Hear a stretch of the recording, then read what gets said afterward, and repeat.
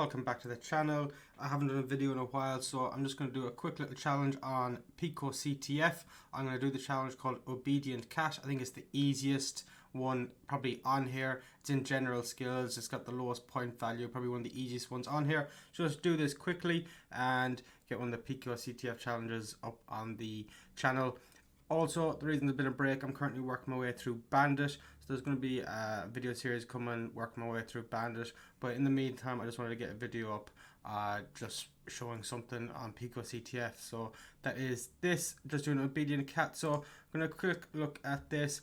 The file has a flag hidden in plain sight. So I'm just going to copy the link address on that flag symbol, open up the web shell, and we're just going to go wget, paste in that link that has downloaded the flag. I'm going to click ls to list everything in my directory. I can see the flag is there. I'm going to cat flag, read the file. There we go. The easiest challenge you can get on here. Not much skill required, just a couple of commands within the Linux shell. I'm just going to copy that,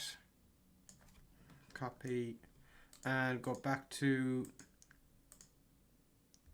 the PicoCTF website, paste that in there, submit the flag. Hooray, you've solved this challenge correctly again.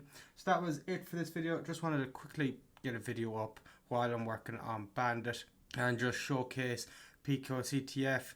More just in this video to present PicoCTF to somebody, to show you how easy it is to start off. You don't need much skills to start off at all. It is brilliant for entry-level people to get their start using Linux, and your start at capture the flag challenges.